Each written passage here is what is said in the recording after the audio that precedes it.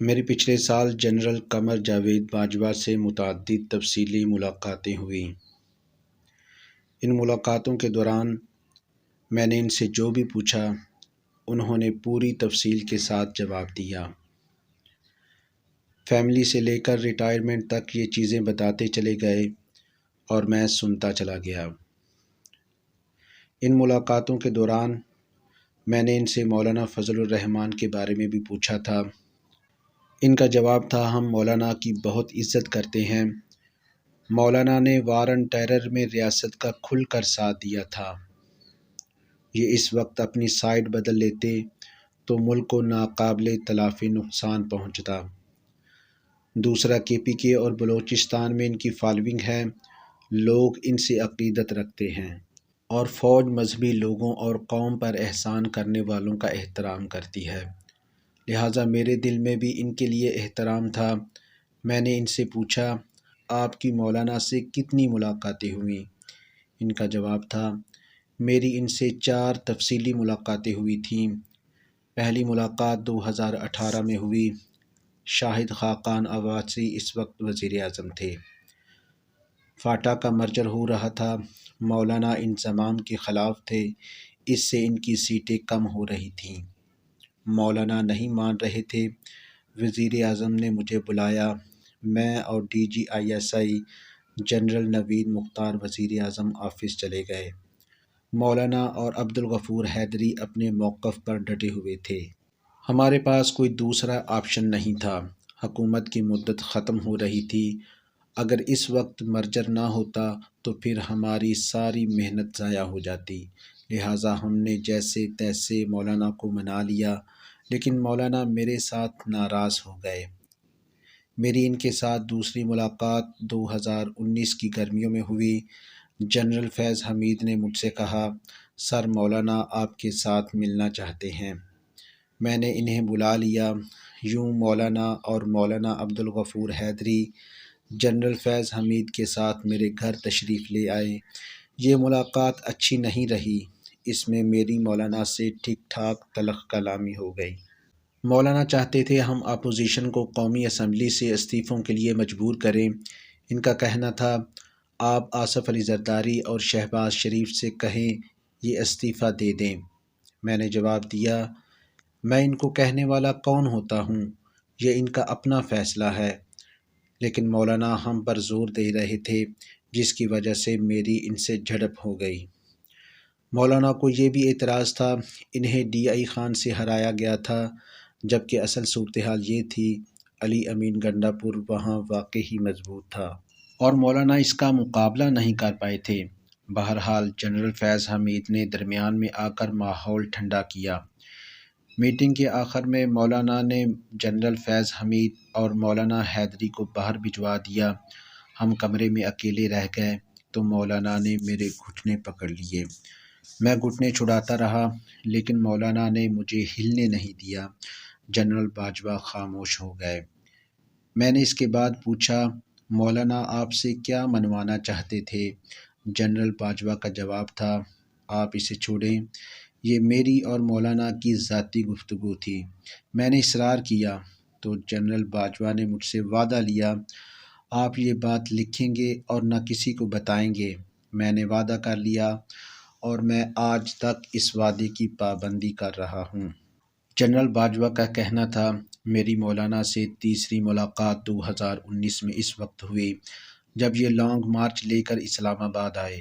ان دنوں دہشت گردی کے واقعات ہو رہے تھے، ہمیں خطرہ تھا اگر خدا نخواستہ مولانا کے دھرنے میں کوئی واقعہ ہو گیا تو سینکڑوں لوگوں کی جان چلی جائے گی، لہٰذا میں نے جنرل فیض حمید سے کہا اور وہ مولانا کو میرے پاس لے آئے۔ اس بار ان کے ساتھ اکرم درانی تھے۔ میں نے جنرل صاحب کو روک کر پوچھا، جنرل صاحب کے مولانا سے تعلقات کیسے تھے؟ ان کا جواب تھا، مولانا جنرل فیض حمید سے مسلسل رابطے میں رہتے تھے اور ان کے ایک دوسرے سے بہت اچھے تعلقات تھے۔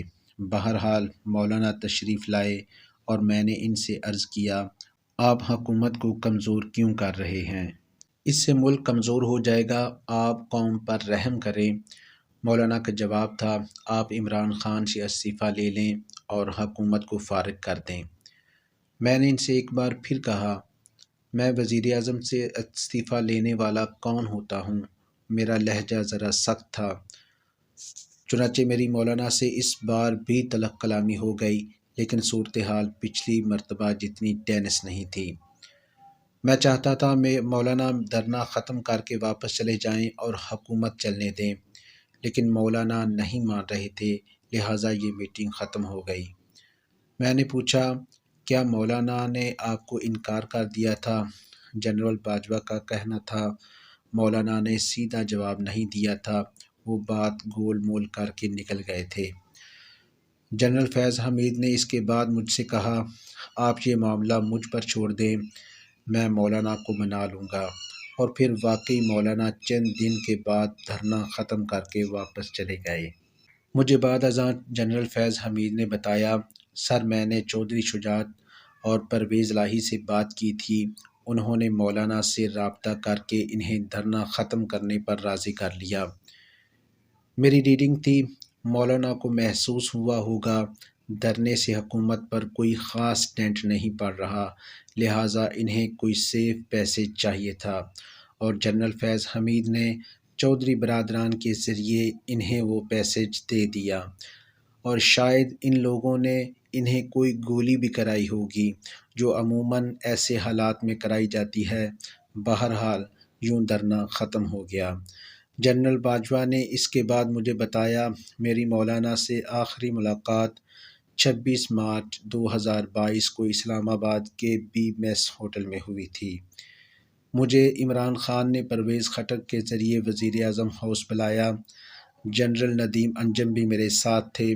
وزیر اعظم نے ہمیں مینڈیٹ دیا، آپ اگر اپوزیشن کو عدم اعتماد کی تحریک واپس لینے پر قائل کر لیں تو میں اسمبلیاں توڑ کر نئے الیکشن کرانے کے لیے تیار ہوں۔ میں نے وزیر اعظم کے کہنے پر اپوزیشن پارٹیوں کے لیڈروں کو بی میس میں دعوت دی۔ وہاں شہباز شریف بھی تھے اور بلاول بھٹو، اختر مینگل، خالد مکسی، شاہ زین بگٹی، خالد مقبول صدیقی، فیصل سبزواری اور مولانا فضل الرحمان بھی۔ میں نے اپوزیشن کو 4.5 گھنٹے قائل کیا کہ آپ حکومت کو 5 سال پورے کرنے دیں، لیکن وہ لوگ نہیں مانے۔ میں نے آخر میں ان سے کہا، آپ کامیاب ہو چکے ہیں، آپ نے وزیر اعظم کو دبا لیا ہے، لہٰذا اب اگر یہ استعفیٰ دینے اور اسمبلیاں توڑنے پر راضی ہیں تو آپ یہ پیشکش قبول کر لیں اور فریش مینڈیٹ لے لیں۔ شہباز شریف اس آپشن کے لیے راضی ہو گئے، لیکن مولانا اور بلاول بھٹو نہیں مانے۔ بلاول بھٹو نے مجھے یہ دھمکی بھی دی، جنرل صاحب آپ اگر ہمیں مجبور کریں گے تو میں پبلک میں جا کر بتاؤں گا ہمیں اسٹیبلشمنٹ عدم اعتماد واپس لینے پر مجبور کر رہی ہے۔ یوں یہ ڈائیلاگ ختم ہو گیا اور میں نے وزیر اعظم کو اپنی ناکامی سے مطلع کر دیا۔ عمران خان اس وقت تک سائفر پاس رکھ کر بیٹھے ہوئے تھے، یہ شاید ہمارے ڈائیلاگ کا انتظار کر رہے تھے۔ ہم جب ناکام ہو گئے تو اگلے دن 27 مارچ وزیر اعظم نے اسلام آباد کے پریڈ گراؤنڈ میں سائفر لہرا دیا اور یہ رجیم چینج کا بیانیہ لے کر عوام میں چلے گئے۔ میں نے جنرل باجوہ سے پوچھا، کیا مولانا آپ سے ناراض ہیں؟ ان کا جواب تھا، مجھے یہی محسوس ہوتا ہے، اور اس ناراضگی کی 3 وجوہات ہیں۔ ہم نے اس زمانے میں مدرسہ ریفارمز شروع کی تھیں، مولانا یہ نہیں چاہتے تھے، مدرسہ بورڈ پر ان کی اجارہ داری تھی، ریفارمز کے بعد یہ اجارہ داری ختم ہو گئی اور میدان میں جامعۃ الرشید جیسے نئے پلرز بھی آ گئے۔ مولانا اس پر خفا تھے۔ دوسری وجہ فاٹا مرجر تھا، اور تیسری وجہ 2019 میں میری ان کے ساتھ تلخ کلامی تھی۔ میں نے ان سے پوچھا، تحریک عدم اعتماد میں آپ لوگوں کا کیا کردار تھا؟ جنرل باجوہ کا جواب تھا، ہم نے اسے رکوانے کی کوشش ضرور کی تھی، لیکن عدم اعتماد کرانے میں ہمارا کوئی کردار نہیں تھا۔ یہ آصف علی زرداری کا پروجیکٹ تھا۔